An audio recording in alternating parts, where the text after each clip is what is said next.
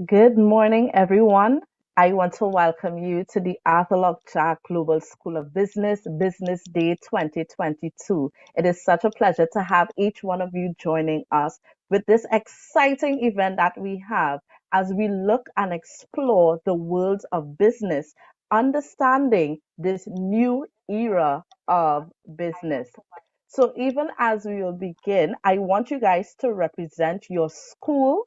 So for those that are either on the Zoom or on YouTube, let us know what school you are representing today. We have different persons. We have, I know, persons from Woodbrook Secondary, from Azure Girls San Fernando. Let us know what school you represent and you are here today. So as you know, our theme for this event is connect. And when we talk about connect, we're talking about joining together, being able to provide access and communication. It's a fastening together, unite, a bond. And when we think about international business in this new era, that is the perspective that we want to hold. How can we continue to connect, not just in Trinidad and Tobago, but across the Caribbean as well as internationally? So, as we begin this morning, I want to welcome at this time our CEO, Mr. Mariano Brown, who is going to bring a special welcome on behalf of the school. And guys, I want you to get your notebooks, get your pens, because it is going to be a day of learning. So at this time, please help me welcome Mr. Mariano Brown.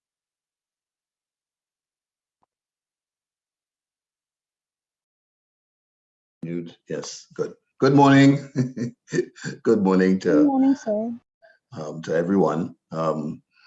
Good morning to Kirshner. Thank you very much for hosting the meeting, to the academic for the recruitment, student recruitment, all the student ambassadors, and of course to Dr. Miguel Dindial, the program director, Dr. Ron Sukram, the academic director, and to all who made this possible. And most of all, thank you to our guests for coming to listen to what's possible. First, there are all different possibilities in your life. This is the beginning, this is the start.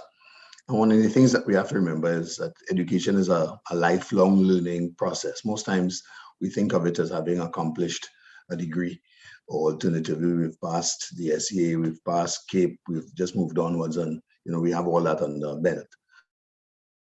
The bottom line is that the world is constantly changing, and there are all different sorts of things which are continuing in front of us as the world unfolds, and it will continue to unfold. So the reality is that learning is not just simply about acquiring a piece of paper. Learning is about a habit of mind. Learning is about an attitude. Learning is about an approach to doing and interacting with the environment in which you live. For a long time, and I think the events in Europe, Russia, Ukraine have brought to the fore the fact that the world is not static, and that different things can happen which can affect our very lives. It also brings to bear the fundamental reasons for acquiring and furthering your education, and the need for additional sets of skill sets. Now, the point, and this is important, understanding that education and learning are not necessarily the same thing. The degree helps you with your learning, which helps you get on with your education. And that is critical. It's important to understand that learning is also a slow process. I write an article for the press, a weekly article, and you probably will read it in about 4 minutes, because that's the estimated reading time to read approximately 875 words. But it takes about 6 hours to write. And of those 6 hours, 3 hours are in the ideation, putting it down on paper, and the other 3 hours are to edit, so that it becomes a holistic product, so that it can reach out to everybody. Well, education is like that. That's what it takes. So that what we see, we have a textbook. The textbook took a very long time and a lot of work to get there. And effectively, what we're doing is crafting knowledge, documenting it, so that those who come after us will have something on which to brace or learn or to add to the store of knowledge. That's what the degree is about. So it's about a process. It's about engagement. It's about sharing. It's about developing. Some of us do better exams than others, but the exams are not the be all and end all. They are tests, as imperfect as those tests are. but they do set a tone, set a standard. What is really important is the attitude that you bring to the process of learning and the choices that you make in life thereafter, in your career, as you move forward, whether you go on to run your own businesses, whether you work for other people, whether you're going to academia, alternatively, if you become a policymaker. These are important. All of these are important avenues because it really takes all different kinds of people to make a world. And it is clear that the pace of events of the world is increasingly interconnected. Globalization, as we thought, meant that an era of peace has descended upon the world. We're seeing that change in front of us. And we're seeing a whole series of knock-on effects, supply chain effects. And supply chain effects mean a whole host of things. It means about availability of raw material. It means about how those raw materials get from point A to B, when they get from point A to B, the logistics behind it, and the design work that goes into the final product and how those are actually distributed. So we've come from manufacturing, processing, and distribution. Those are the three basic cores, and the three basic cores of almost any business, including the business of education. And that's why I pointed out the amount of time it takes, for example, to develop some ideas, just simply to put it in a newspaper, which some people will read, some people won't, and many people will throw it away. That's unfortunately the world in which we live. We have no control over those things. What we do have control over is what we do and the kind of difference that we make in our lives and the kind of difference that we make to other people's lives. Now that's the importance. That's where really education is, because you're not only educating yourself to make a better place, a better space for yourself, to increase your income, but also the purpose of that is also to make a better world for you, better world for your family, better world for your grandchildren, and a better world in which your fellow citizens live. It's about giving. It's about caring.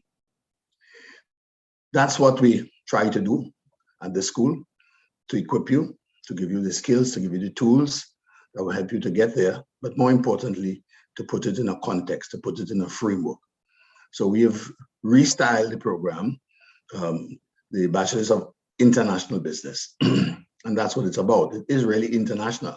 And if there's anything at all about the current events, is to tell us that the world is really interconnected in all different kinds of ways. The estimates at the moment of the changes that are taking place, and I think one Harvard professor dismissingly referred to Russia as nothing more than a gas station. But we now understand that approximately it is the third largest, or in fact has virtually a monopoly in terms of traded wheat between itself and Ukraine. And of course, if it invades Ukraine, they can't plant wheat and they can't ship it out. So that has a knock-on effect across the world with respect to the issue of food and fuel. Russia produces approximately 10% of the world's hydrocarbon resources. In terms of oil, is much more significant in terms of the production of natural gas, but it provides approximately 41% of the world's energy. Now we've heard all about sanctions. Sanctions are what we consider the Western world has imposed upon Russia in the attempt to cut it off from the international system. But in so doing, we are also learning the lesson that if you cut it off, it has knock-on effects, which affects all of us. So there's a price to pay. So notwithstanding that the events in Russia and Ukraine may be far away, right, they have an impact on the grocery shelves that we walk into tomorrow.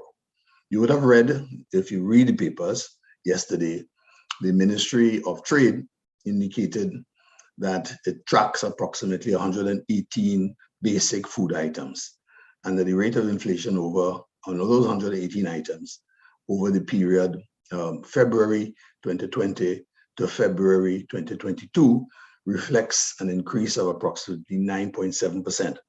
They also pointed out that the government had introduced a number of measures, rolling back the CET, remove or making some of those items non-vatable or zero-rated for VAT purposes.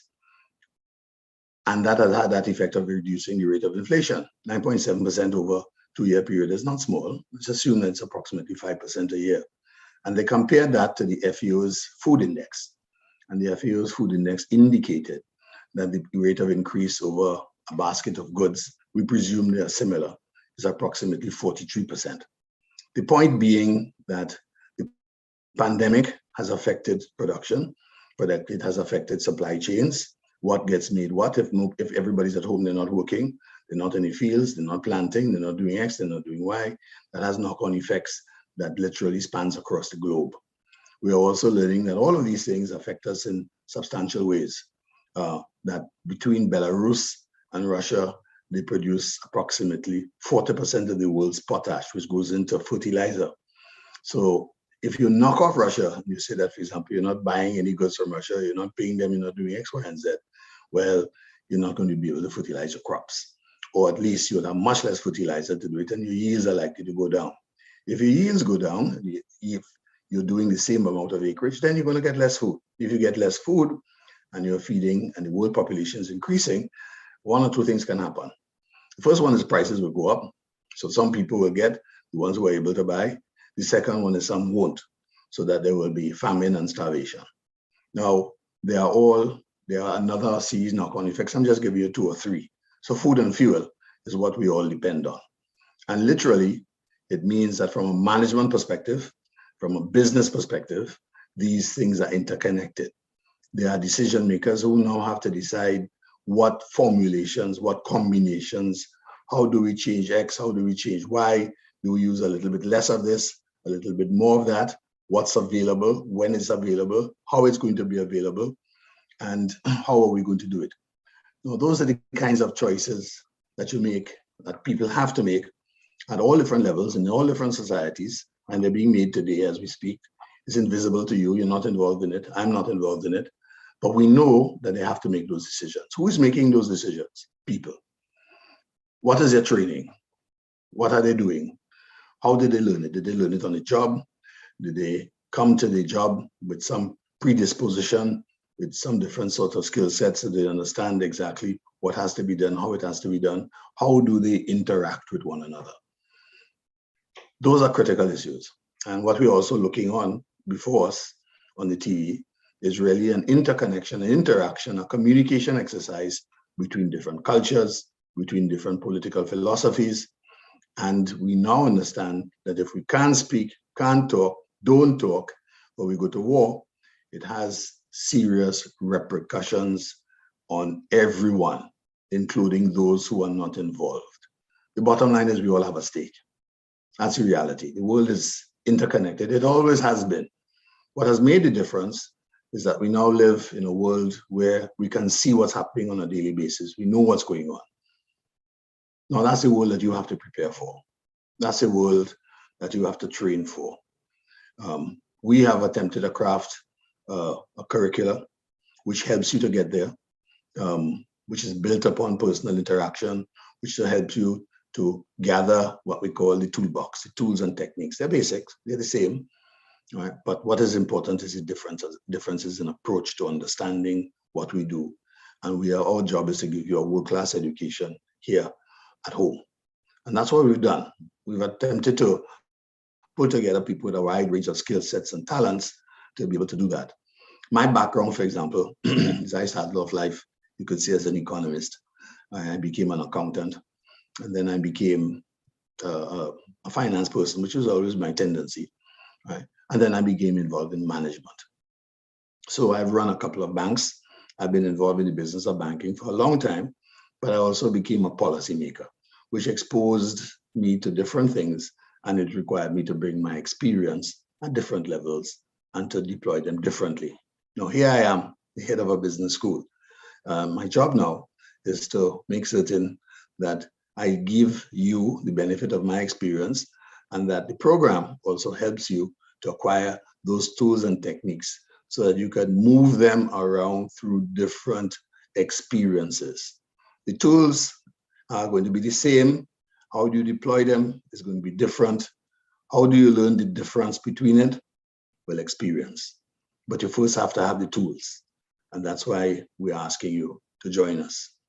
So thank you for your time. Thank you for your effort today. Good luck. And let's hope that we can excite you to a world of possibilities. Thank you very much. Thank you so much, Mr. Brown, for sharing with us the importance of education and learning. Some key things that Mr. Brown would have highlighted that I want to say. He said that learning is a habit. It is something that we have to continue to do and often do. He said education, however, is different to learning, where it is an engagement and a process, and the choices we make in life is very important. So some keynotes from our CEO, Mr. Mariano Brown. If you can share some appreciation by just giving some emojis on the chat, saying thank you so much, Mr. Brown, for your words of wisdom and advice to us as we consider in terms of our next steps where our career is concerned. And if you recognize that he himself would have shared his transition because he started off in banking and now he's the CEO of a business school.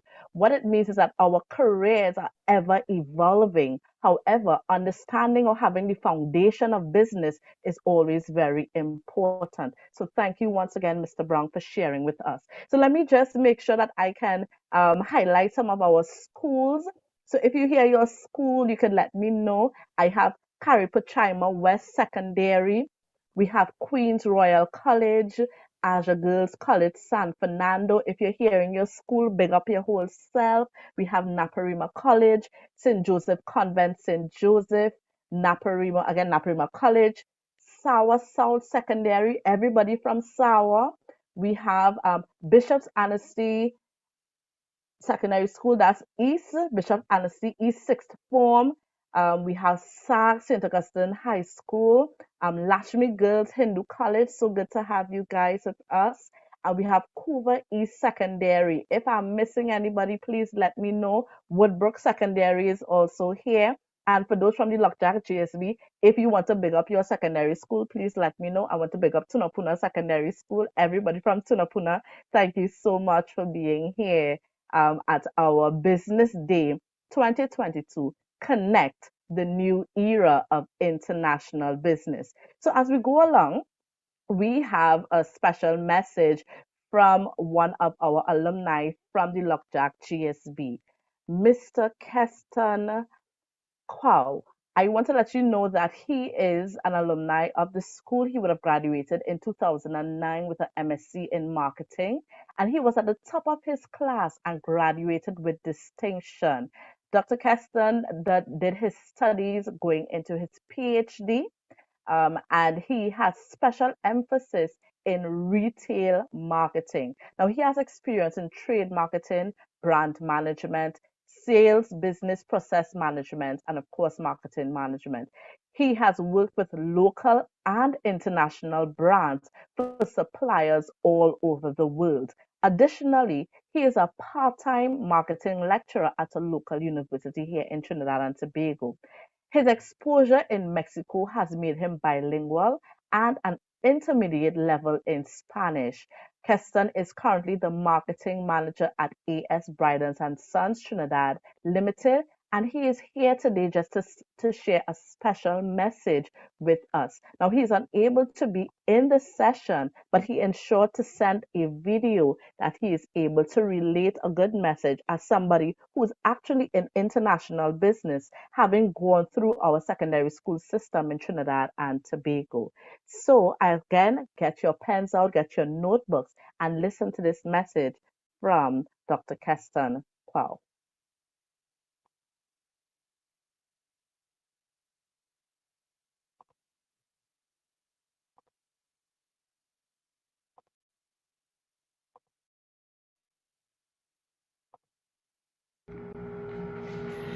Hi, good day everyone. Apologies for not being physically present with you guys in the meeting, but I'm still working and it's been a busy week for me. So I'm sending my sentiments via a brief video where I can share my opinions and experiences on the matter being presented today. So I want to thank the school for having me, and I'm here to speak to international business. I think it's fitting that I start with a definition. According to M.F. Gillian, 2001, international business refers to economic activities across the boundaries of nation states, of which trade and foreign investment are the most important. So in layman's terms, it's the buying and selling of goods, trade, between two or more countries. And when I say goods, I mean physical, tangible goods or intangible services. Okay? So you have an engagement between two countries. So the first question presented to me is simply to share my experiences, both academically and from a business corporate standpoint, that I would have had as it relates to international business. So I'm going to start from an academic standpoint. Well, I attended Fatima College. Of course, that's a local school. There's no international schools of that nature. But after Fatima, I moved on to pursue my degree at the University of the West Indies. I did a BSc in management and economics. I then moved on to Arthur Lockjack, where I did a master's in marketing. So one may ask, I mean, they are both institutions that are located in Trinidad and they do operate regionally. But when one considers that these universities, their programs and the institutions are accredited or recognized by international bodies, it means that it's very well playing within an international space in terms of the services that they are offering. I then moved on to the University of Montemorelos in Mexico to pursue my doctorate. And of course, this was a full international experience for me, in that the classes were held in Mexico as well as in the US. In terms of my work experiences, I started my career off at West Indian Tobacco, and West Indian Tobacco is a subsidiary of British and American Tobacco, which actually is the second largest tobacco producer in the world. It has a plethora of brands, international brands that are sold in many countries around the world. I then moved on to a company by the name of Red Bull. We're all familiar with the brand Red Bull. Red Bull gives you wings, and its office actually is based in Panama. Red Bull it needs no introduction, and it's the #1 energy drink in the world. This by far was one of the most exciting brands I work for, and what I can say is that Red Bull is highly standardized. And what does that mean? It means that the product, the can, the colors of the can, the executions, the point of sale material, the minis, everything about the brand that you're seeing in Europe, that you're seeing in China, that you're seeing in North America, you will also see in Trinidad, simply because the brand has adopted an approach of maintaining a standardized outlook despite cultural differences. And we'll speak about that shortly. So after Red Bull, I moved on to Caribbean, where I managed a brand, Caribbean. Of course, again, this brand needs no introduction, and it is indeed an international beer. We're all familiar with the recent campaign that was launched with DJ Khaled. After that, I moved on to AS Bryden's. I've been here for quite a while, and while this company is a local brand, it is established as Trinidad and Tobago's distributor of choice for internationally coveted brands. Brands such as Johnny Walker, Hennessy and Moet, Cadbury chocolates, Oreo, Milk's #1 cookie, and other brands like Rubbermaid, Black & Decker. So there are multiple divisions, and of course, a lot of very strong brands that we are all familiar with. International brands, of course.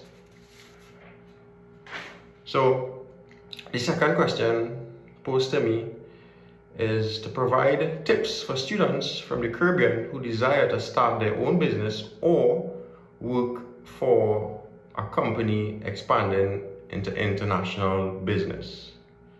So this is I would describe a loaded question. There's a lot that could be said about this, but as I promised, this video is going to be brief. So I'm going to speak quickly to 5 points. I would say, firstly, if there's a pursuit to go international, to carry your business across international waters. You need to be flexible. So what may work in Trinidad and Tobago or in the Caribbean may not necessarily work in international spaces. In a sense, there may be a trade-off between what is standardized, what you have in Trinidad working for you, and the extent to which you may need to customize as you go into new countries. Now, the advantages of standardization, of course, once you standardize your product, you would achieve economies of scale and it is easier. However, when you're targeting new customers who operate in different spaces, as I said, what may work in Trinidad may not necessarily work in foreign spaces, and you may be forced to customize.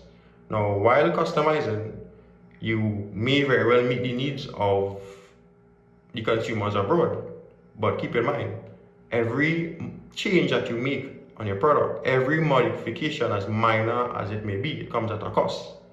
So yes, you're meeting the needs of the consumer, but it comes at a cost. So this is a very difficult trade-off. Marketers will tell you customize, customize, customize. The finance people will tell you standardize, standardize, standardize. It's important to make the right decision, have some degree of standardization, while having also some degree of customization to meet the local culture. So it's an intricate balance that has to be made. I would say secondly, you need to be open-minded. One cannot go to a foreign culture and country and assume that what he or she is doing is going to work. You may have been successful in your home market, you may have conquered, you may be number one, but when you go to international markets, you're a small fish in the big sea. And if you're not humble to understand and appreciate what is happening, then you could pretty much end up in some problems. So you must consider the new business environment. You must consider consumer behaviors and the cultures as well. You must be open to new ways of doing business. And this points to a willingness to learn. You must be willing to learn and adopt new ways, to adapt where necessary. These 2 points, being flexible and open-minded, it points to having a proper international business plan. And I mean, this is an extensive topic, establishing a business plan and the steps and having the right template and what information you need. But I'm going to do it in all of 2 minutes. It starts with having a proper environmental analysis. As the name suggests, an analysis of the environment to appreciate what is happening. You need to know what is happening in the political, the economical, the social, technological landscape, and to know how your product is going to be affected based on these factors. You need to understand your capabilities as a company, and if it simply is capable of operating at that level. Can your functions, your business functions, support international growth and business? That's a big question. You may have the intent, but do you have the capacity to produce? So there must be an internal analysis of your company. A SWOT has to be conducted. The strengths of your company, what you're good at, what you're not so good at, what you can capitalize on, and what may be a threat to you. Of course, you're going internationally, you need to set objectives, proper objectives, either quantifiable or qualitative. So quantitative or qualitative. At the core of it all is the consumer. I would have mentioned this before. You need to appreciate who that guy or girl is, and to conduct adequate research, to be in a space where you could have a proper conversation with this person and meet their needs and wants in a profitable manner, because that is what marketing is all about. So it requires some level of segmentation where you would need to identify your target market. Any marketing plan must have sufficient monitoring and control mechanisms. So at periodic reviews, there must be periodic reviews where you could monitor the progress of your plan, whether it's on track or not, and you must be flexible enough to make changes if you're falling short to get up to the standard that you need to be. I would say your brand that is going international must be established. So you'll have to conduct some level of brand building, and your brand must operate in a unique space in the minds of consumers. Your brand must be able to do something that sets you apart or differentiates you from that of the competitors.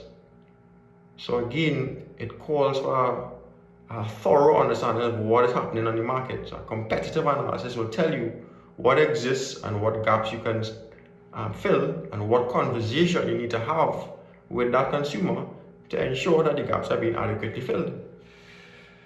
And finally, I just want to talk briefly on supply chain management. With COVID-19, there have been a lot of disruptions in supply chains around the world.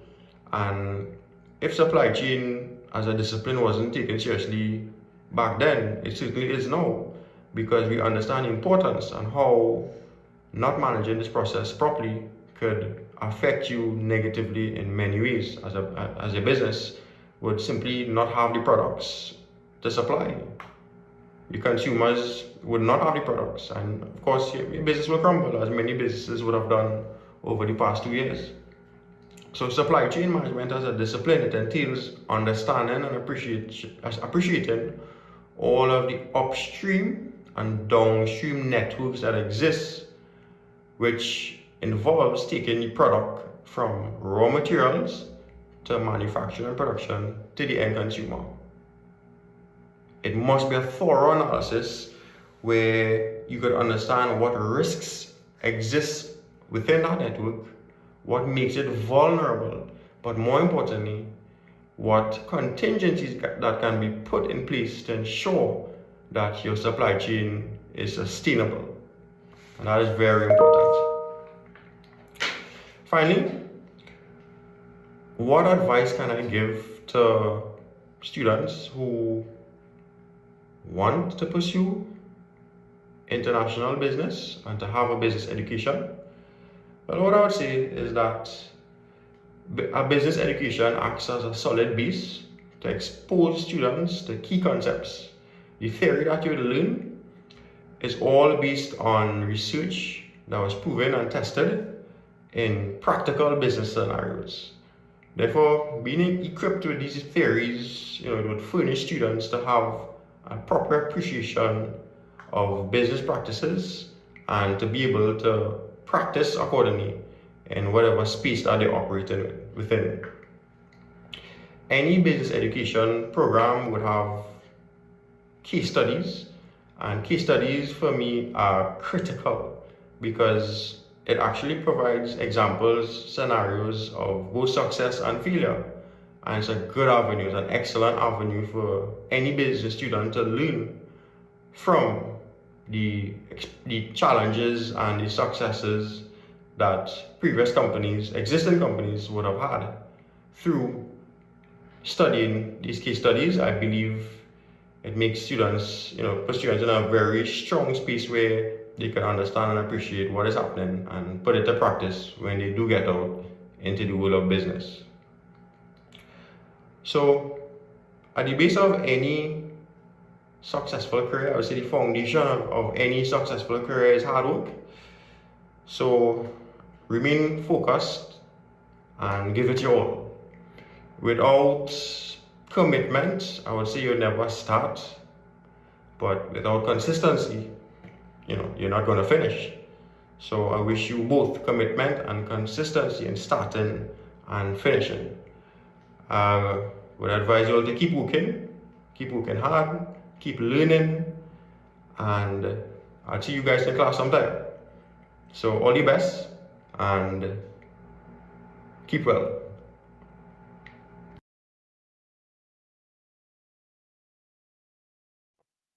Okay, so we want to say thank you so much to Dr. Keston Kwao for sharing his words of advice to us, especially for those that are considering international business for their education and their career. And as you see, he is a son of the soil, going to Fatima College, then to the University of the West Indies, St. Augustine for his bachelor's degree, and doing his master's right here at the Arthur Lockjack Global School of Business. There's some key things that Keston would have shared that I found very important. He said, when we think about as Caribbean professionals thinking about international business, he said that we need to be a little flexible and open minded.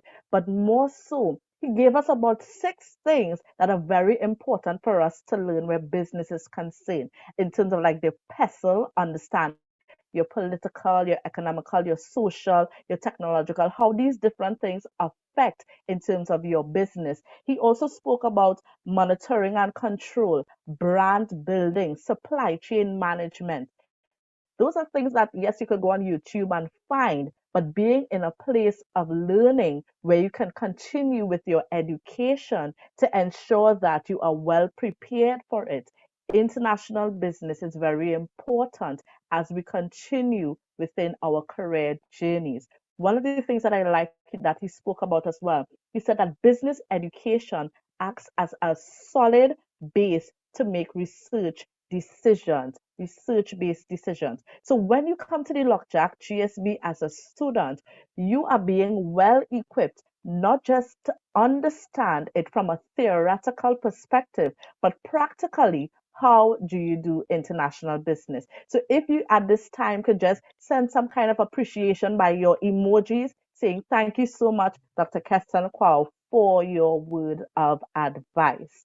All right. So at this time, we want to move on to our student ambassadors panel discussion.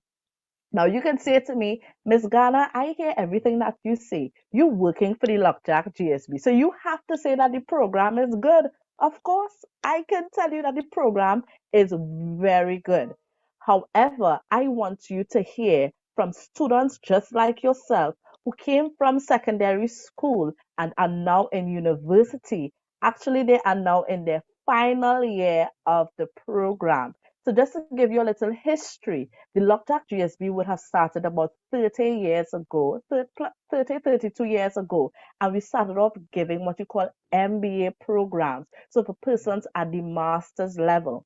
But in 2018, we would have launched a program called the Bachelor of International and Sustainable Business for younger professionals who have a drive and a desire to learn about business education in practice as well as theory. So we had about a group of students who would have started our program in 2018 and they would have started straight out of CSEC and CAPE. And now imagine this year they will be graduating. I told them that I am not going to cry. We're not crying on people's social media today. We're not doing that. But I want you to hear from them at this time. So I want to invite with me Miss Wajman Douglas. So let me bring in Wajman. I have Mariana Samuel. We have Julia Harry Prasad. I have Maya Marie Bermont. We have Novindra Jagannath. And we have the one and only Mr. Jerome Devines. Guys, you can unmute your mics at this time and just say hello to everyone that is here on the session today. Hi, good Hi. morning, everyone. Hi, good morning. Hi, everyone.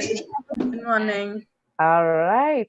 So thank you guys. Guys, you look so good this morning. I'm so glad that we're able to have this conversation.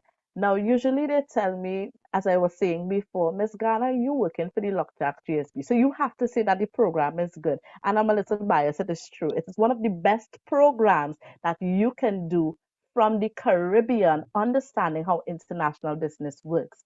But I want to hear from you guys. I want you guys to share very genuinely, very transparent with the persons that are here today. Why did you choose the Lockjack GSB? Let us start there. There are so many different schools, and we're not going to name them as we would have discussed before. But in light of the fact that you had a choice where your first degree is concerned, why the Lockjack GSB for you? Wajman, I'll start off with you. Hi again, Kusha. Good morning, everyone. I chose the Lockjack GSB because, firstly, the practical degree is what caught me. That hands-on experience, that internship experience, because being someone that hasn't worked before and going into a degree, I was concerned about the no experience after my degree and how I'm gonna get a job and stuff.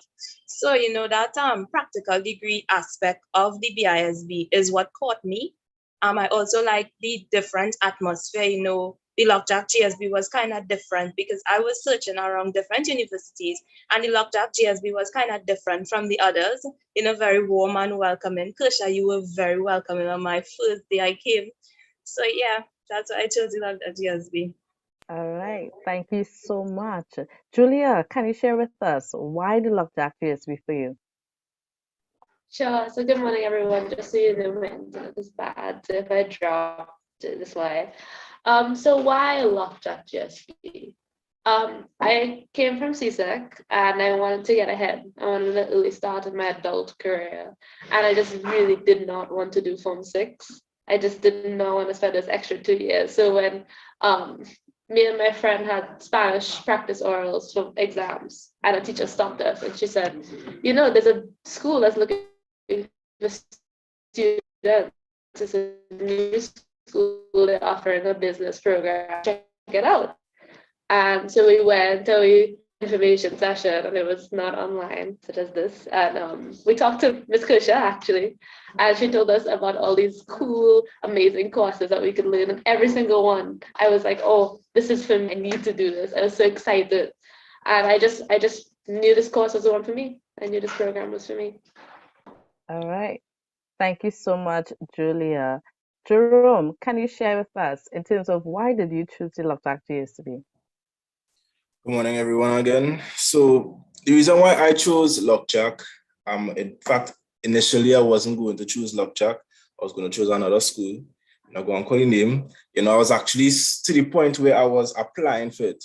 And I had I was going through the process. I was close to ending the application process, and boom, Lockjack came up on the newspapers. And my mother was showing me the different kind of courses that they have. And I think what really attracted me was the experience that you could have got there, because the way how they promoted it on the papers, it was like that in real life.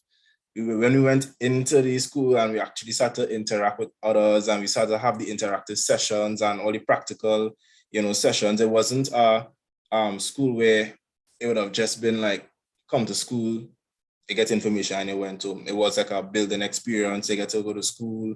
You get to get so much different opportunities. Like sometimes after school, we finish a class and we are able to go down to a conference. Big CEOs coming and speaking, and after we get in free samples, we have 2 bags full of samples. So like the experiences you get there, for me, that's the bonus about Lockjack and why I want to choose Lockjack, because of the experience. Thank you so much, Jerome. Now, one of the things that is very important in choosing your career is knowing in terms of transitioning from CSEC to university or Cape to university. So I know just in conversation that sometimes students are a bit challenged as to, okay, should I finish Form 5 and then come straight to a degree, or should I do A levels? So I want you to hear from 2 persons this morning, Mariana, who would have done Cape coming into the program, and then Maya Marie, who will share from a CSEC perspective. Mariana, can you help me understand in terms of your transition from Cape to university? And why did you do Cape in the initial? Hi, good morning, everyone. I would say that my transition was quite smooth. I didn't really have any situations where I had any problems or anything, but I chose Cape because that was sort of the natural order of things. You hardly heard about getting a degree with or doing Cape subjects. This is the first program where you could come straight out of CSEC and come and do a degree. I mean, you could do open campus, but it's kind of the same thing like Cape. So I chose Cape, and then as well, my mother thought that it was a pertinent stage in your academics to do CAPE before university. And now that I've been through it, I would agree with her. Coming from CAPE, you see there's a different level of maturity and a different level of work, because CAPE kind of prepares you for university academically, mentally, emotionally to an extent. But I've also witnessed students from CSEC that come and focused and worked hard. So I would say it's all about knowing yourself as an individual, knowing your capabilities, whether you come from CSEC or CAPE. Once you're willing to work hard and to receive that goal that you have in mind, you'd be able to do it. But overall, my transition was quite smooth coming from CAPE. All right. Thank you. Maya Marie, from CSEC straight into university. You did a deep dive for me. So talk to me in Yes. terms of your transition. So my transition from Form 5 to university was a bit challenging. So basically for my first year, obviously I was in a new environment and new people coming from different backgrounds, new different educational levels, such as Form 6. Some people already had a degree, people did associate degrees. And then there was the workload. And as Mariana said, she went Form 6, so it was easier for her. It was the complete opposite for me. But personally, I felt that I got really great support from Lockjack. Like, the staff was very supportive. I remember in first year, I was emailing Kersha like every other day asking for feedback on my assignments, if it was like up to par. As well as like I was in the library every other day learning how to reference for these assignments. So the school does train you and give you the support when you need it. And that's what I appreciate. So if you do feel like you're not, like, I wouldn't say you're not ready, but you feel like you're struggling, or you would struggle from Form 5 to university, I feel like the school would for sure help you during that process. Thank you very much. Now, the thing is, there are so many options where your career is concerned. You can get into business, you can go into law, you can get into engineering, you can get into transport, the arts. It's so diverse and dynamic, sorry. But choosing business as a career, it's a personal choice that each one of you has to make. So, Navindra, can you share with me if business has always been a part of your I don't want to say DNA, but in terms of your interest. So younger when you said, when I grew up, I want to be a doctor, lawyer, businessman. I wonder if you could share with us in terms of what you wanted to be when you were younger and where you are at now, where your career is concerned. All right, good morning again, everyone. So as you were speaking about becoming a doctor, actually that was what my family wanted me to become. So entering secondary school, I actually went with that kind of mindset, but I never really fully committed to that. So I did sciences from Form 1 to 3, but the turning point for me really was Form 3 career day. And that day I really grasped like how business is so deep rooted into all the aspects of our lives. I saw different entrepreneurs that they just, they discovered a solution to an everyday problem. And that just one idea, they converted that into a successful business. Something like, baking personalized cakes or being an online shop and courier service. That type of expansion from just one idea, that was what grabbed my attention. In terms of where I'm specializing right now, I'm mostly intrigued by the project management and strategy aspect of my degree and specialization. I am aspiring to be a management consultant, so that would definitely fit the realm of, where I want to go. Thank you very much. And that's the thing, Navindra. Sometimes you start off in one area where your career is concerned and transition into something totally different. And nothing is wrong with that. Because as I like to tell students, your career journey is a journey, which means it is present, continuous. So you can start off in medicine and then switch to business, or start off in business and then switch to medicine. There are so many options. But thank you so much for sharing that. And I look forward to you becoming a management consultant. Navindra, you would just call me, right? If you don't mind, you would just call me, right? Wahajman, what about you? Why business as a career for you? Well, business as a career, I always wanted to get into business. I had a passion for entrepreneurship at first, growing up in a household with an entrepreneur. I kind of always wanted to be an entrepreneur, and I didn't want to like work for someone else for the rest of my career. So I always wanted to have my own business, and I started the BISB, with that thinking. And after the second year in the program, I fell in love with business analytics. So I am now aspiring to become a business analyst. I am going into business analytics. I'm looking to do my master's focusing on business analytics. And, the BISB changed that aspect for me from entrepreneurship because, I can't be an entrepreneur as well. And this is what the BISB taught me as well. You not only have to choose one career, I can do different things. So I want to be an entrepreneur as well, but I am also focusing on business analytics as my career onwards. I like that. Thank you so much, Watchman. Again, because of your exposure to what is taking place, it means that it kind of changed your mind a little bit, not so much in terms of business, but the area of focus that you would like to get into. And that is why I like what Mr. Mariano Brown said earlier today. Learning is a habit. It's something that we have to do daily because what we would have felt in secondary school when you start to become exposed to different things, it's like, oh, I didn't know that was an option. I didn't know that was something that I could have considered. So I really look forward to you becoming that analyst. So it means that when the government starts to talk about what is taking place within the business environment, we could call the analyst. Yes, Watchman? I love it. Um, Mariana, share with me why business as a career for you? Why is that something that would have stood out as opposed to any other areas of a career? Keisha, to tell you the truth, in Form 3, when I had to choose subjects, I chose business simply to get away from science because I personally dislike science. I chose business. And that was one reason. That's the reason I thought that I chose business. But as I grew older, I realized that business was all around me as well. As I have so many businessmen and businesswomen in my family. So I kind of had a knack for business and it sort of came easily to me. So I liked business. And as I did the program, it broaden my development, my scope of what business is, because now I realize business to be the way the world functions, the way the world operates. Everything is a business.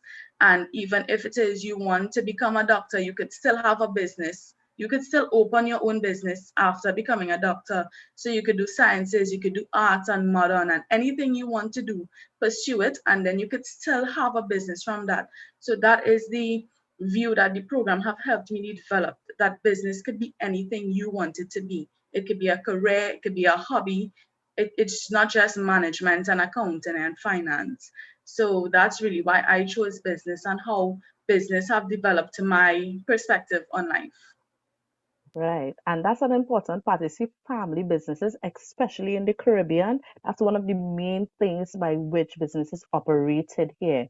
And it's very important to have those conversations with family members. Don't feel as though that, we have to make these decisions on our own. And because of your exposure, Mariana, I'm glad that you are now here with us doing this international business degree that I'm pretty sure when you become that project manager, I will have to call all you.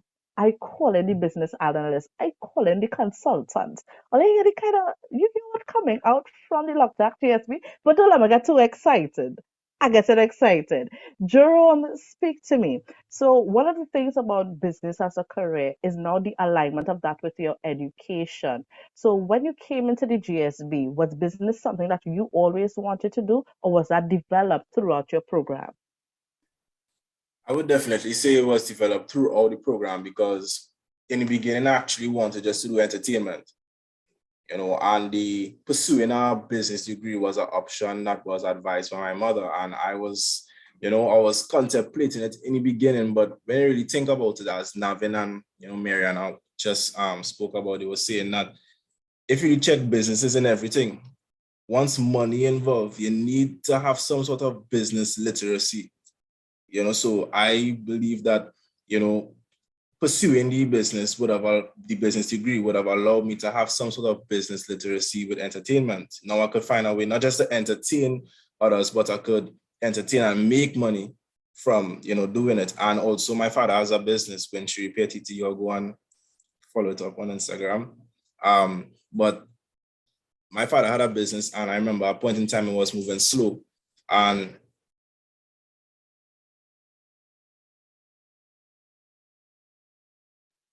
So Jerome, I think I lost you there for a second. All right, so if you're hearing us, you can yeah, probably. Hi, Jerome, are you hearing me now? yeah, I hear you. Yeah, I lost you for a second. You spoke about the fact that your dad has a business. Can you go back there? Okay, good. Are you here? Am I good now? Yes, you're Okay, fine cool. now. Yeah, so my father had a business when she repaired TT, and it was moving slow at some point in time because of COVID. And because of the knowledge that I was able to gain and the practices that we would have done throughout the semester, at a point in time, I was able to take that knowledge and apply it to my father's business, adapting to the trend, which was social media. And ever since I did that, I saw my father's business transform so much. And that was just like in the second year of going to Lockjack. That wasn't even in the final year. So I had learned so much just in that first 2 years. And I was able to apply it to my father's business. Thank you very much. Maya Marie, what about you? So business was not always, I would say, my calling. In secondary school, I was a science student, surprisingly, but I felt like science was not for me. I felt like everybody wanted me to go into sciences. Your family wants the cliche, like you want to go to a lawyer, you want to be a lawyer, or like go into sciences to be a doctor. But when I graduated, I was telling myself, I was like, what do I want? Like, do I want to go into sciences because my family wants me to be a doctor? Or do I want to go to university and study law and just be miserable for like a few years? And I told myself, well, no. So I ended up coming to Lockjack, and I felt like, I want to go into consulting as well, as Navindra said, but I feel like I'm still trying to find my niche at the same time. I'm still looking for something that makes me me. So yeah, I'm still searching for what I want to do specifically. But yeah, business was not always something that I wanted to do. Thank you so much, Maya Marie. And even within doing your first degree, there are some of us that know beforehand what we want to do. There are some that discover it during. And by the time you start to work and get yourself into the industries, you may recognize, okay, this is how now I can apply what I've learned in school into the world of work. And I feel as though, okay, marketing is better suited, or supply chain management, or international sales. And that's the thing about career journeys. As I said, it is present, continuous. But I'm glad, Maya Marie, that you would have remained, as um, Dr. Keston would have said, committed and consistent with your degree so that you are able to continue to learn. So, guys, as we wrap up this conversation, and for those that are listening on YouTube and Zoom, if there are any questions that you have for our student ambassadors of the Lockjack GSB, please feel very free to share it on YouTube, and I will get it so that we can ask the ambassadors, and you can Justin, ask them anything, but please put it in the chat. Put it in the chat for us. I will read your question and then I will ask them. All right. But guys, as we wrap up our conversation, we have students right now who are considering their next steps. They're considering, okay, I'm doing CXC, completing Form 5, and I'm not too sure if to do CAPE or if to come and do this international business degree, or for somebody who has completed CAPE and thinking about their next steps. What is one word of advice that you could give to them about this program, about the Lockjack GSB, and just in terms of life in general? So I will start off with you, Julia, in terms of your word of advice for the students, and then we'll take questions. Okay, I actually have two words of advice. One is be prepared for the jump, because that difference between high school and university, that freedom you get, unless you're prepared for it, you might get a little bit frazzled by it. But my most important word of advice is to take every opportunity you get. When I started at Lockjack GSB, I said to myself, Juice, the school is offering you so much. You need to do what you can. You owe it to yourself. So things like hate public speaking. So I signed up to be ambassador. And through that, I have hosted events. I've greeted international visitors. And here I am speaking to you all today. Through accepting these opportunities the school has provided, I've actually been able to go to Brazil and be an interpret student and educate other students on a ship about Trinidad as we sailed home. Through the internship program, I was able to impress the company I worked at enough for them to call me back and actually hire me. So now I work there full time. So you miss 100% of the shots, so take as much as you can and believe in yourself. You can do it. All right. Thank you so much, Julia. Watchman, what about you? A word of advice to our students considering their own transition? My first word of advice, considering the transition, would be, find something that you like. If you are not sure what you like, the Lockjack GSB has a lot of options. The degree, it is not focused on, let's say, only accounting or only marketing. It is a broad degree. You can come into the BISB and branch off into a certain sector of business after. So, if you do come to the BISB, make use of all the opportunities. We as ambassadors, we grab at every opportunity the school is offering, and there's a lot of opportunities this school offers. So, make use of the opportunity, but also if you do choose to come to the BISB, hard work, continue to work hard. We have had our share of 2 a.m.s and 3 a.m.s finishing assignments. So yeah, work hard. The high GPA, it doesn't come easy. You have to make sure you work hard and, work towards that final goal. Thank you. Maya Marie, your word of advice. My word of advice would be to keep persevering. I think that we are living in some very challenging times, and a lot is going on with the economy, with the world itself. And I feel like you just have to keep motivating yourself, keep pushing yourself to be the best person and build yourself up to the best person you can be. But for sure, just keep persevering. Right. Thank you so much, Jerome. My advice would be to, and this probably is like the least important, but for me is the most important. But I see the power of networking. Network when you come into the school, network. This right here is the scoop that you want to take, right? Network, the power of networking. The good thing about Lockjack is the fact that it's a business school, and compared to if you were to go to like another university, let's say like you would go to an engineering university, or it was going to like a music university and meeting people who just specialize in that area. With Lockjack, you have people specialize in all different sectors. You have people who want to be a scientist, you have people who like music, you have people who love theater, you have people who like technology, creating stuff. There's so many different things, and you can network. You never know who is going to be the next CEO of which business. You never know who could assist you. Right now, I have brethren right now that I, develop a good relationship with in Lockjack, and I'm partnering with them to do different things. So networking is so powerful. It really and truly is powerful. So if you are to come Lockjack, don't stick to yourself and say, I just go and pass this by myself. No. Pull smalls, do that. It helps. I'm telling you, it does help. I like that hashtag pull smalls. Networking is a very important part of business, that relationship building. You're very well correct, Jerome. So, Jerome, when you become that big artist and you're all over globally, all I ask is for a little ticket, that's all I ask for. Just for a little ticket, a little backstage pass. But So networking you're is, getting that. of You're getting course, that. you're getting very expensive.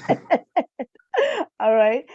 So I want to welcome back Navindra. Navindra, what we just sharing is just a word of advice for the students, for those that are transitioning from secondary school into university, doing the Lockjack GSB program, and just advice for life? Is there anything that you can share with us? And then I'll go on to Mariana. Sure. My advice is to fully embrace, any opportunities that, you may have. This is a new chapter that you'll be entering in your life. It might be exciting and fun, but there'll also be some challenges you will encounter. One thing that, really worked for me well over these last 4 years is mastering time management. And in order to be that successful at time management, you need to understand how it is to schedule and value time itself. That way you could actually find that balance between personal and school life. Because, you don't want to be your head in your book all the time. And, you don't want to be outside all the time. So you have to find that sweet spot. But in the end, I do hope that you choose Lockjack for your university destination. Thank you. Mariana? To echo what all of the rest of ambassadors said, and to add my own, I will say my word of advice is to set a goal, and even if it is to put steps to achieving that goal, set a goal and stay focused on that goal. If it is to say, okay, my goal is to complete this semester one at a time, or complete one assignment one at a time, because it will be getting overwhelming with the amount of assignments you have to do and attending classes and juggling everything. So set your goal, focus, and don't be easily distracted by university life and all that is coming your way. Just stay focused and try to keep pushing to what you want. Thank you so much. So, guys, we have one question. I think this is Akila Brown asking. She said, all this great advice, thank you. But what do you do when you all feel sick and unmotivated? Like, in other words, I can't take Lockjack again. I just fed up. I just want to get over this degree. I cannot do it anymore. What could I do here to, when you feel sick like that and unmotivated, what do you to keep going on? So Watchman, I'll come back to you. What do you do? There were times where, I felt like I was drowning in assignments. All the assignments was just coming down on me. You have assignments, you have quizzes, you have papers to write, presentations are coming. And, you feel like that moment, yes, I am fed up of Lockjack. I am fed up of all these assignments. But, I take a deep breath and I take it one at a time. Because if you try to do everything at once, you are not a superhero. I take it one at a time, one assignment at a time. If it's a group project, you connect with your group, interact with them. If it's an individual assignment, you take your time and, go through it. There was a point where I felt like I was drowning in assignments, and I had group projects, individual assignments, quizzes, everything coming at once. And, I just sat down, I did some all-nighters, and I went through it one by one, step by step. All right. Thank you. Maya Marie, how you do it? Be honest with me. How did you survive this 4 years? What do you do? Honestly, I have really good time management, and I feel like I usually start assignments very early. I'm not a person to start them very late. So I usually don't get overly stressed out. And when I do, like the rare times that I do get stressed out, I feel like I give myself time to rest. I can't work under pressure like other people. You see, Mary and Watchman, you all do great under pressure. I cannot. I start to malfunction. So honestly, I just stop, give myself time to, process everything, and then I continue, because I feel like I will just waste time if I try to fluster myself with more work on top of stress. So that's personally what I do. All right. Navindra, Mr. Consultant, can you give me some advice right now? When you feel sick and unmotivated during school, what do you do to keep going on? Well, for me, this was starting year 2. I realized that it was just overflowing with work, assignments, individual, group, everything. But for one thing, I usually did, manage time well, but in that moment when it's coming to you, usually I just step back and do something that is not work related at that point in time, like watch TV, go out, just talk to somebody, just do something that takes your mind away from it for a bit, and then just regroup and just come back to it at that point. All right. Thank you very much. So I have a question and I will bring this to you, Jerome. Alyssa Gilbert is asking, was it hard transitioning straight from C-Sec into Lockjack? Because she do want to do Form 6 and there are long tears, long tears. She doesn't want to do Form 6. Was it difficult transitioning straight from C-Sec into Lockjack, Jerome? Krisha, you believe that's my little cousin. Yeah, hi. Look at that. Well, to be quite honest, I came from CSEC and I went straight and I yanked me by my hairline. I tell you, they yanked me, really yanked me. Like I really and truly, and like compared to them, I did not have discipline. I really and truly did not, and I blame myself for that. I didn't have discipline when I came up from CXC. So when I was introduced to tertiary level workload, it was stressful. But thankfully for me, I had people like my mother who kept on motivating me. And then too, sometimes it had other persons like me who came up from a CSEC and was struggling just like me. So when all of us there sit down struggling together, it's like we gonna make it, It's like sometimes it's like you're talking together. We have group chats. Watchmen, Mary, Navendra, Mariana, Julia, all of us, we have group chats. And sometimes it's good to like talk it out with different people who could understand it, and like you're talking it out and finding mechanisms to deal with it. And laughing about it sometimes, we laughing, but you wanna cry. You laughing when you wanna cry, but it does help us, bringing a sense of humor sometimes, and just kind of push yourself and money spending and time wasting as well. So you want to make sure that you get your degree and that you're successful with the program. All right. Thank you very much. So I have our final question for today as we wrap up our conversation. So Faith Welch is asking, in situations where you are unsure of what direction you want to take in business as a CSEC student, do you think it is better to visit campuses or take time to figure out your direction? Watchman, you could give me some highlights on that? Well, I came from Cape, but I think I can still answer the question for her. Hello. Visiting campuses, you can gather information, but you're taking time to figure out.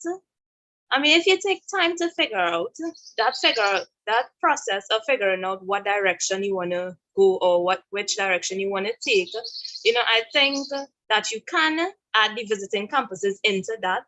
So you can take that time to figure out your direction, but also, gather information.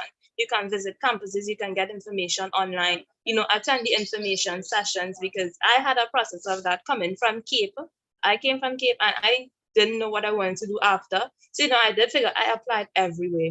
There probably wasn't a school in Trinidad for business that I didn't apply to, but I applied everywhere. So during that process of figuring out which direction I wanted to take, I applied everywhere.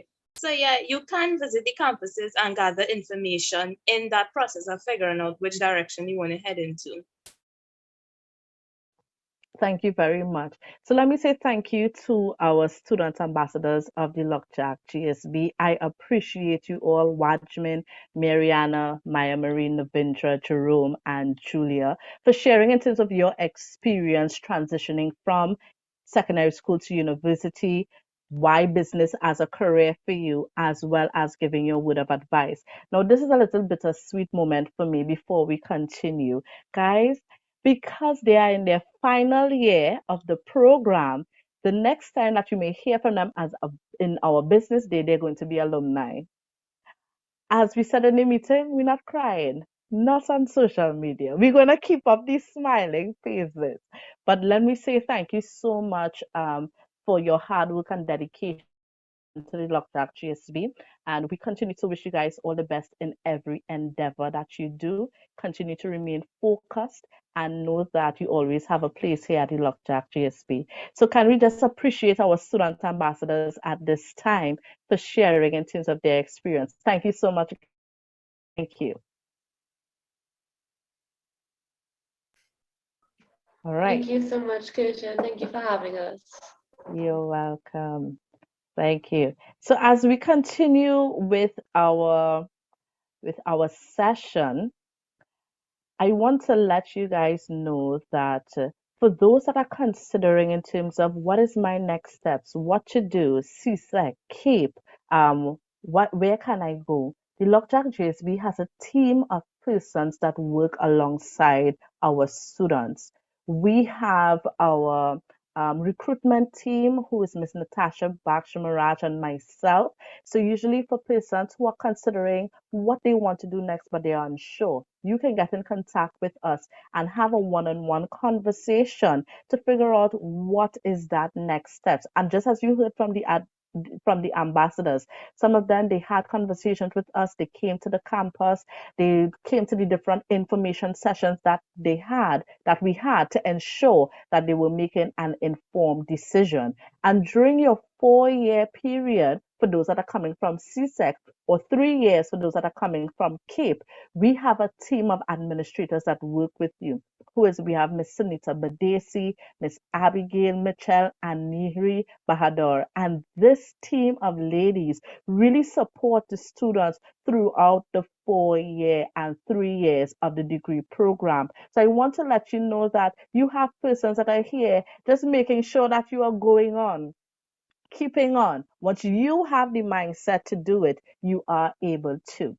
And you would have heard the students talk about the Bachelor of International and Sustainable Business, which we would have had for the last 4 years. But as you would have heard, times are changing. And because times are changing, we also as a school need to change and ensure that we are bringing the best to you so that you can continue to grow as a student and as a business professional. So at this time, I want to welcome our program manager, Dr. Miguel Dindial, who will share with you in terms of our transition of our program to ensure that you are getting the best from the business school. So at this time, via the chat, if you can just bring your emojis and welcome at this time our program manager, Dr. Miguel Dindial.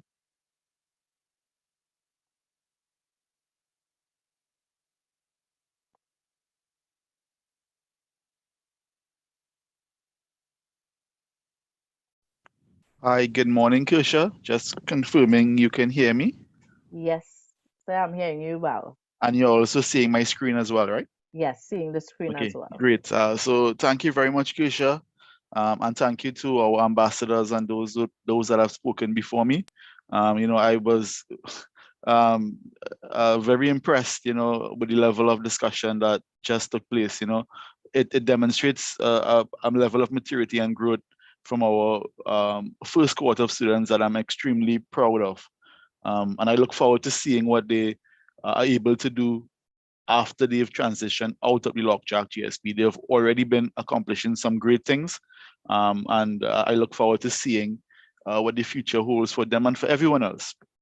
And I hope that, as Kirsha said, we can sit here and we can tell you what we're all about and what sort of programs we offer, but nothing really beats the honesty of somebody who's experienced it.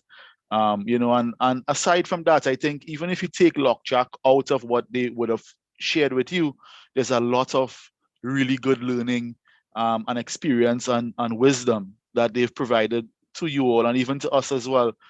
So I hope that's useful to you, even if you decide that, I've weighed my options and I want to go in another direction. I'm really hopeful that the experience that they've shared with you is valuable to your development. So thank you again to our ambassadors for selflessly sharing what they've experienced thus far. So one of the themes that sort of came out thus far in the discussion is the evolution, that learning, that continuous sort of push to become better, to improve, to learn. And as a school, we are not sort of removed from that. We teach, but we also learn as well. And we've learned so much from the experiences over the last 4 years of having offered the BISP program. And we've been taking notes, we've been taking feedback from our students, and we've been thinking about, well, how do we take the program to the next step in terms of adding more value to it, making the program more sort of relatable and more sort of useful to the actual students. And that's what I'm going to present to you all today. A slight revision in the overall program. But before we get into that, I just want to provide you all with some background. Some of this, I think, would have been shared before, when the school was actually started. And this is just like a snapshot of what the school is. We have currently over 500 active students, so very much an intimate setting. Students that come to the Lockjack GSB do have a really an intimate engagement with the administration. Nobody feels as though they are lost in a large pond. If persons need guidance, they need support, we are here to really provide that to all our students. We've been training executives and citizens of the Caribbean region for a long time. In terms of our executive education program, we have over 70,000 participants since inception. We have over 3,500 alumni. Many of them, over 30% of them, are in senior level management or leadership roles in the organization. So Jerome would have mentioned, the networking element, and sometimes he would go to a class and when he steps out, he can pop into a seminar that's being delivered by a CEO of a large local organization. And that's something that we offer at the Lockjack GSB that is not really available anywhere else, simply because of the network that the school has and the network that we are able to pass on to you as persons who choose to come to the university itself. Faculty, we have over 100 faculty made up of either full-time faculty or adjunct faculty. And adjunct faculty are those that are actually working in industry. So they bring with them that practical insight, and then they combine it with the theoretical side and give you a really nice rounded sort of experience in terms of the knowledge that you're going to be able to experience. This is our board of directors. This sort of demonstrates that blend between practice and the academic side. So you see our board actually representing both spheres. So you get the knowledge, you get the theory, you get all of these insights to help you in various situations, but you also get that practical insight on how do you manage situations in a real sense. And our board demonstrates that. You can see a large section coming from academia, but you're also going to see persons here that you might be familiar with as pioneers or very significant persons in Caribbean business. And there's a nice mix. So it sort of demonstrates the philosophy of what the school is about. Affiliates, again, it demonstrates the connection. Some of our students will have spoken about their internship experiences, and we leverage on our extensive network of affiliates and partner organizations to make sure you get as practical of an experience as we possibly can deliver you within the confines of a university setting. So when you do go out into the real world after you finished your degree, you have a good understanding of how things are meant to operate, and you're differentiating yourself from students who might be coming from other organizations and institutions. It's really giving you that little bit of an edge. And as competition intensifies, more and more persons are graduating from programs, and the jobs are not sort of increasing in a comparable manner. So you have more persons vying for the same amount of jobs. So organizations are looking for what is the differentiating factor? What is going to separate you from someone else aside from a piece of paper that says you have a degree? The experiences that you have during the course of the program is what's going to do that for you. And we try to bring as much of those as we possibly can in the bachelor's program. So let me speak a bit about the Bachelor of International Business. So we would have spoken about the BISB before. This is the evolution of the BISB. The sustainability aspect is still very much there. We are still heavily focused on ensuring businesses not only profitable, but sustainable. But we've sort of focused on the name to really emphasize the international business element of what we're going to be teaching. So the program will now be called, if you choose to join us in September coming, it's now going to be called the Bachelor of International Business.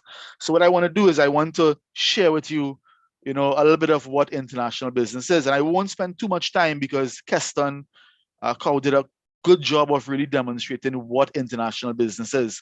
And once you sort of listen to what he's saying and what I'm going to say now, you would kind of realize that given how the world is structured, given the level of interconnectivity among countries, you can almost say that all business is international business. All business has the potential to eventually become international business.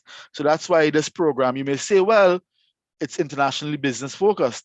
But the reality is that all facets of business are moving towards that direction. So you're really going to get all the knowledge you need to function in any environment, whether it be in one country or whether it be in multiple countries. And that's essentially the focus of this program. So what is the program going to help you achieve? It's going to provide you with the knowledge and the insights to propel organizations towards international fuel expansion, sustainability, and growth. So organizations sometimes operate in one country, sometimes they choose to go abroad. This program allows you, it equips you with the skills to assist organizations, whether it be your own or whether it be an organization you're working for, to really propel those companies into the next stage of their growth, which is growth beyond their home country. And that's what our program is going to really sort of emphasize. So what is international business? International business really focuses on any sort of commercial activity between companies, organizations, even individuals, governments, that cross the borders into different countries or regions.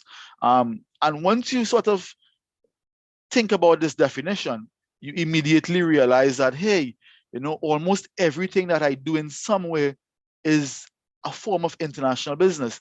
You have some organizations who have been in global value chains and have been sort of international and they didn't even know it. It's only when like COVID-19 happened or when the Russia-Ukraine war sort of came up that they realized that, okay, I might be totally focused in Trinidad, but so much of my raw material is coming from abroad.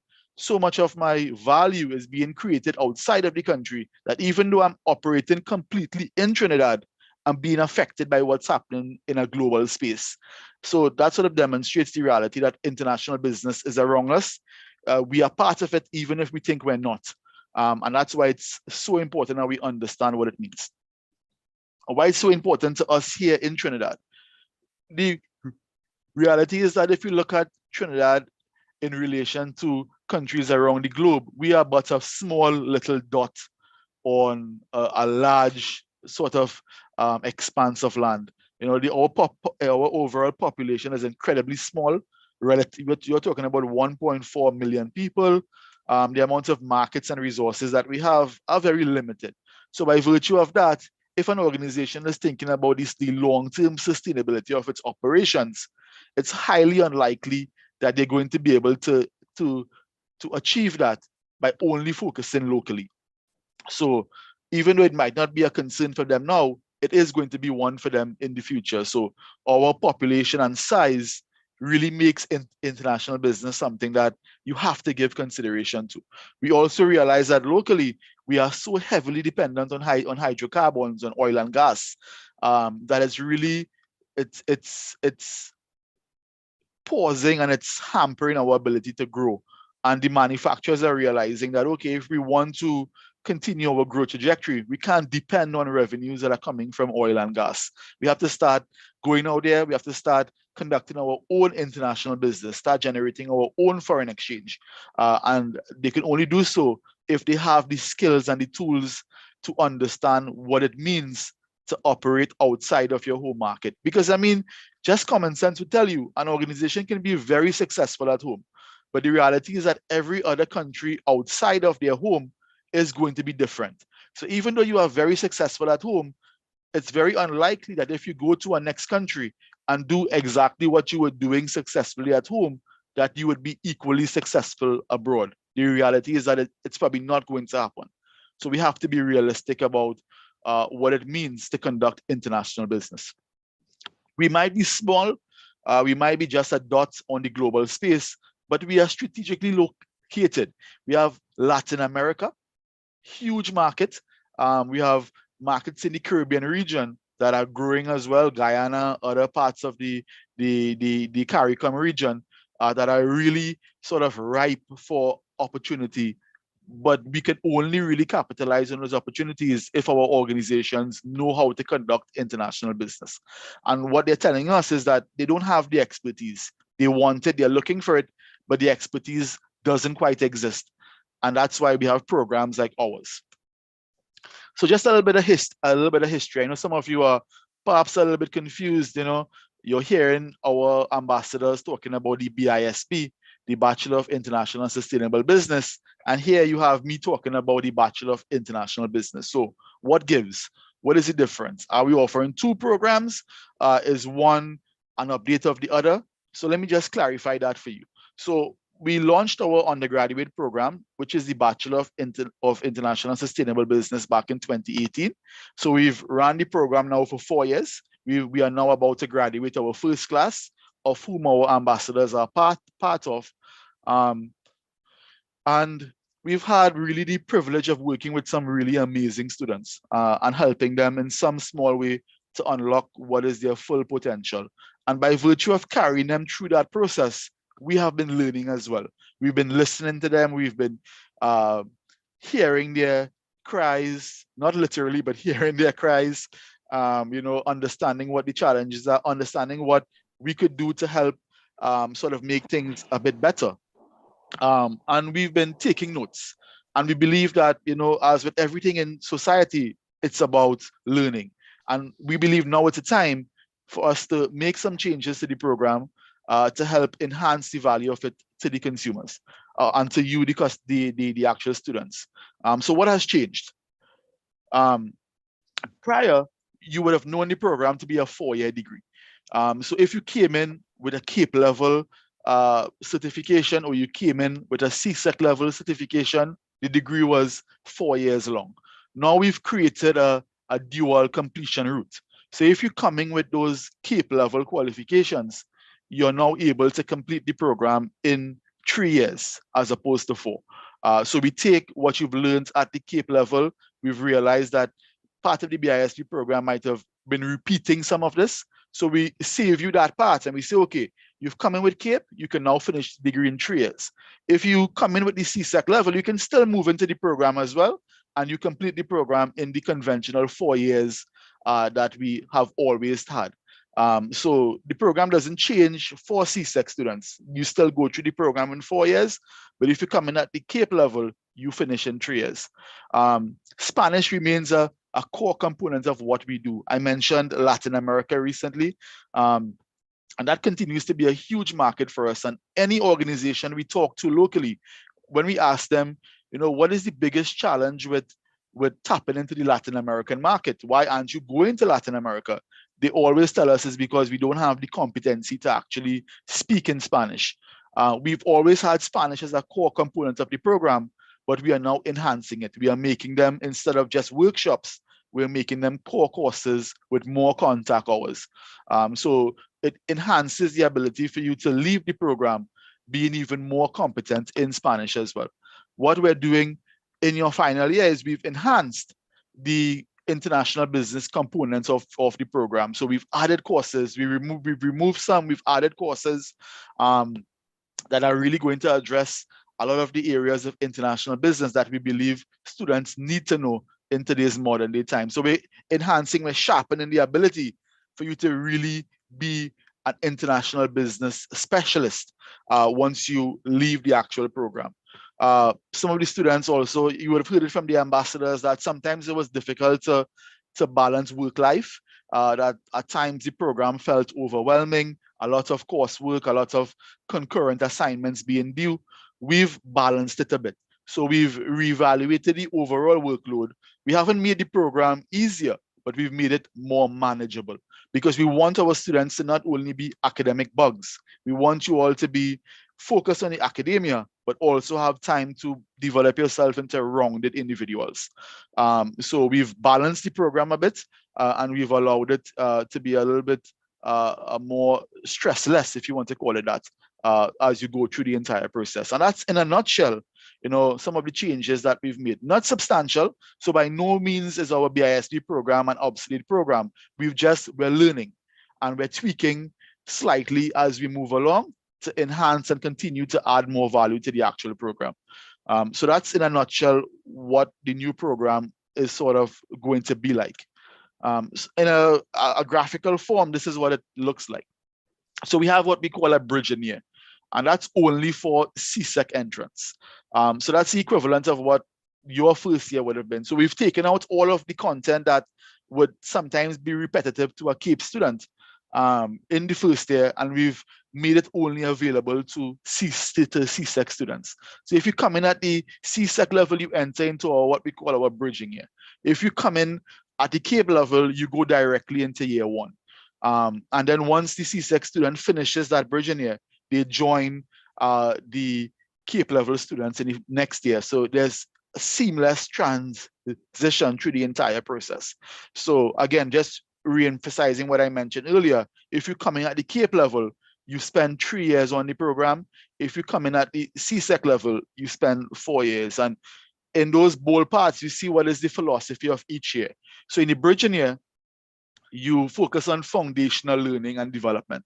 So essentially, not having been exposed to the 2 years of CAPE, what sort of areas you can use some assistance on, because we want all our students to enter into the first year with a comparable level of understanding and competency. So in that foundational learning and development year, our CSEC students build those competencies. In the year one, we get into what we refer to as foundational business concepts, because we acknowledge that our program recruits students that are not only business oriented. From our ambassadors, you would realize that some of them came from different backgrounds. Some came from sciences. In that first year, we make sure everybody has the same foundational business level. So don't feel scared if you don't come from a business background and you say, well, I'm going to be lost in this program. I'm interested in business, but I don't think this program is for me because I don't have any business background. The reality is no. Our first year helps you develop those foundational business concepts. If you come in with CAPE and you have business training, you can obviously apply for some exemptions for courses that you would have already done at the CAPE level. In your year two, that's when you advance and you apply. We focus on all of the functional areas of management. We focus on all the areas that you need to understand to operate a business successfully. So even if you choose to not go into international business, or it takes you in a slightly different direction, because you would have heard from some of our ambassadors that they're still figuring themselves out, they're still deciding, what direction they want to go in. And if that turns out to not be heavily into international business, you still have all of the core business learnings and knowledge and understanding to take you on whatever path you want to go on.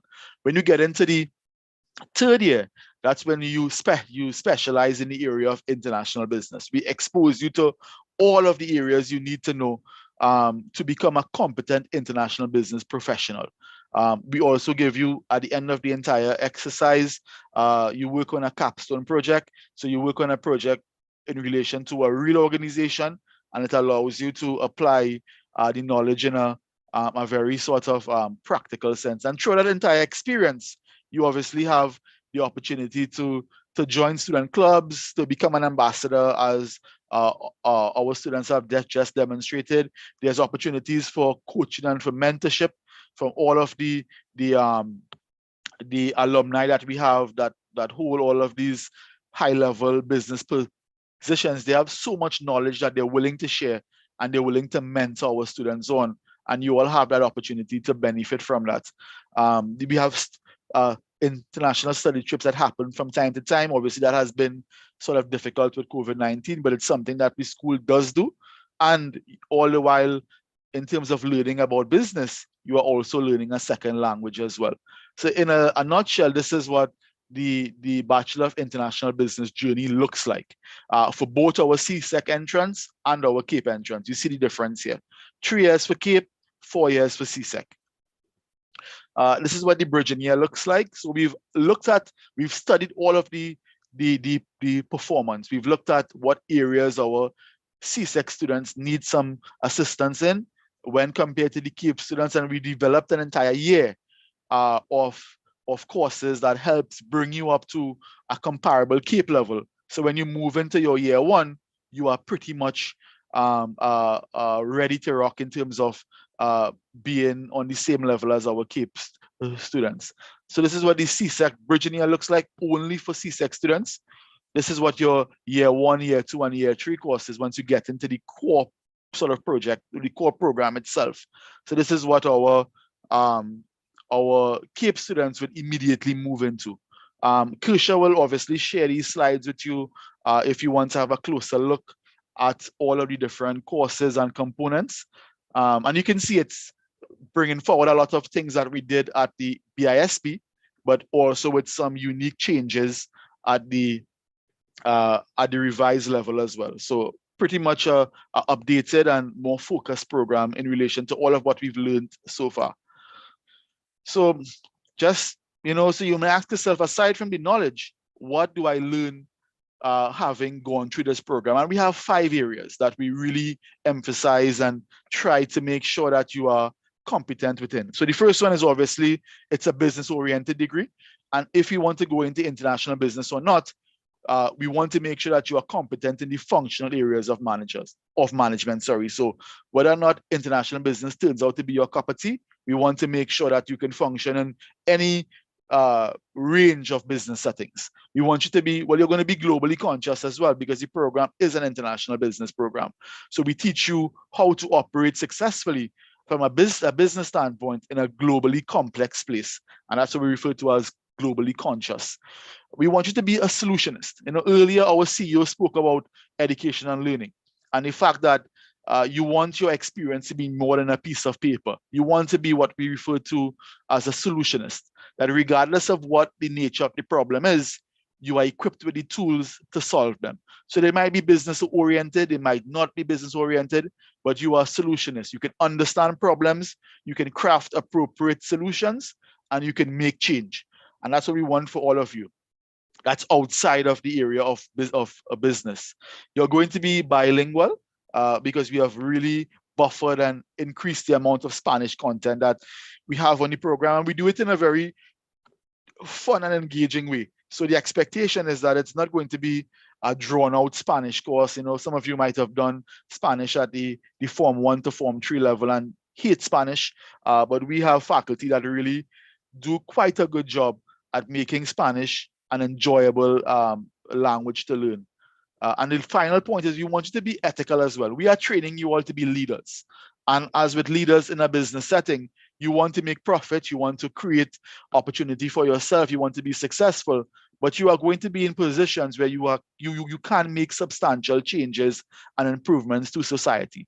So we want you to be very aware of the broader implications of all of your actions. So we want you to be considerate of those things.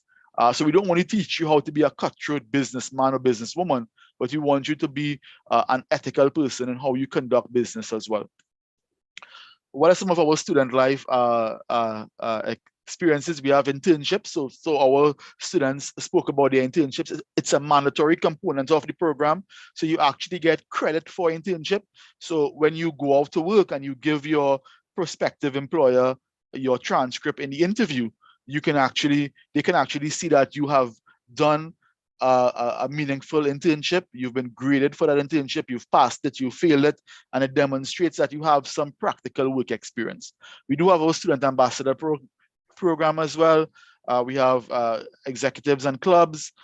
We have mentorship and networking that we encourage all our students to take up on.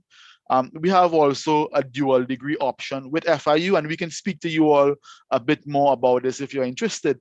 But it essentially means that you spend 3 years locally and 1 year at Florida International University, and you can essentially graduate with degrees from LOCJAC and from FIU as well. And that's something we can speak to you about if it's of interest. Our internships are something that we're really proud of. You would have heard of from Julia earlier. She spent some time at Rams Logistics during her internship period. She was extremely good and impressive. And I believe now she has a more long-term sort of role there, and we're very proud of what she's been able to accomplish. We have other students, and we have many of these. If you go onto our Facebook and our Instagram pages, they're going to see all of these internship experiences being shared by our students. And it's something that we continue to do every academic year. And every student that comes on to the LOCJAC GSB Bachelor of International Business program, they are going to be able to benefit from an internship that can, as Julia has demonstrated, can blossom into something far more long-term once the student applies themselves. So always something to keep in mind. It's a window into the working world. It allows you, as Jerome said, to establish those networks even outside of the school as well. And that's where I want to stop. I want to leave you with the contact information of Ms. Kersha Garner, who is really a rock star when it comes not only to helping you through the administrative process in terms of helping you apply, but she's also an academic advisor as well. She does help you kind of find yourself to understand if this is the right choice for you, because we're not here to sell you a program. We're here to make sure that you make the best choice that you can, even if it's LOCJAC or not. And Kersha is really good at helping you through that process. We know it's a confusing time. We know there's a lot of options coming to you. Your parents might be telling you one thing, your friends might be doing something else, and you're kind of in the middle, just confused. Kersha can help you sort of understand, what is it you may want to do. So definitely reach out to Kersha if the program has interested you at all, even if you're just kind of slightly sort of interested and you want some more information. Obviously, you can reach out to Kersha and she'll be more than happy to guide you as well. Do follow us on social media. We are on all major platforms, and all our information is being shared there, so you all can definitely keep sort of connected to us. So that's it for me. I hope that the session so far has been useful. I'm going to pass you back over to Kersha now, and she'll take it over from here.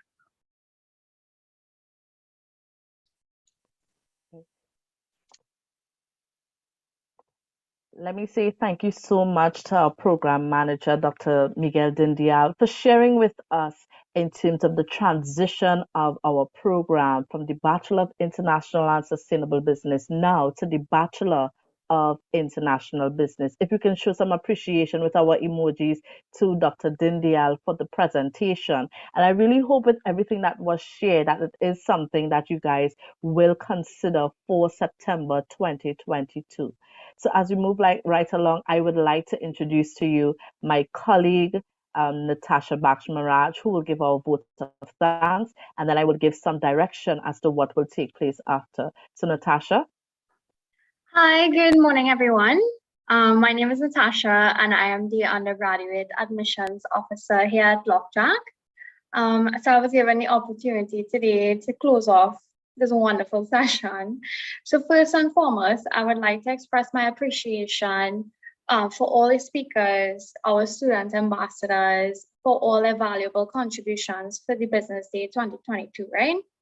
Our CEO, Mr. Mariano Brown, thank you for commencing this morning's session and for providing valuable points on global topics, highlighting the importance of education and learning, their differences, and how skills and experience are foundations to adapting.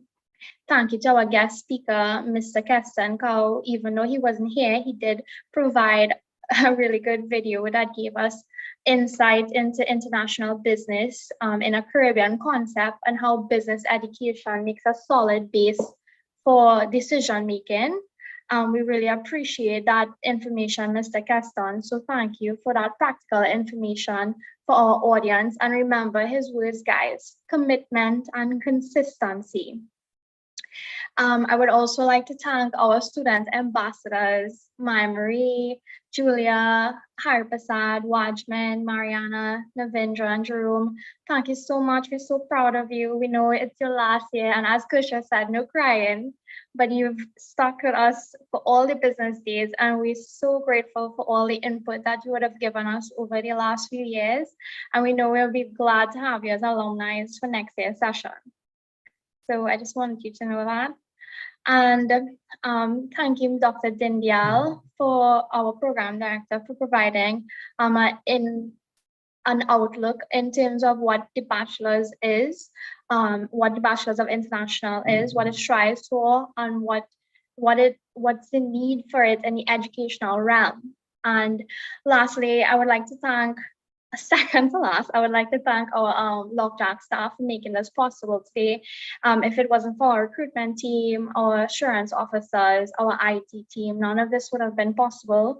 Thank you for our director, Dr. Ron Sukram, for joining our session this morning. And lastly, thank you, guests, for connecting with us on this day for our Business Day session. Thank you for taking the opportunity to learn about what international business is and how our program can assist in that future career that you hope to have one day. For those that are interested in our program, please feel free to message Kershaw or myself. We will put our information in the chat, our email and our contact. So if you guys have any questions right now, you could please be free to ask. And also just a light reminder that anyone who is interested in learning more about the business of international, the business of the Bachelor's of International Business, please know that we do have a session afterwards that's going to start shortly. So you can, for those that did not register, please know that you can register still. You can just send us your information, whether it's in the chat or you can email us and we would have you, we would send you the link. Right. So guys, thank you so much for taking the time today. Thank you so much for joining us.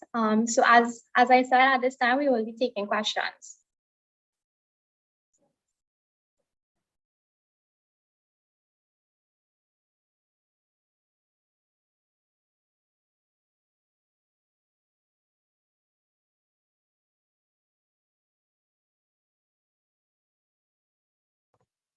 All right, so let me say thank you so much, Natasha, for giving our vote of thanks today. And if there are any questions that you have, as you would have heard from Natasha, please check us out on our website at www.lockjackgsb.edu.tt, as well as you can look at, I do apologize, our email admissions@lockjackgsb.edu.tt, or our email, our website at www.lockjackgsb. So I want to say again, thank you so much for being a part of our session. As you heard from Natasha, we now go into our business as a career session, which will be done only via Zoom. If you would like to attend that session, please send an email to Natasha now at admissions@lockjackgsb.edu.tt. So guys, this brings us to the end of our LockJack GSB Business Day general session. It was a pleasure having you, and we really hope that you are able to come and attend the LockJack GSB for September of 2022. We wish you all the best and do take care.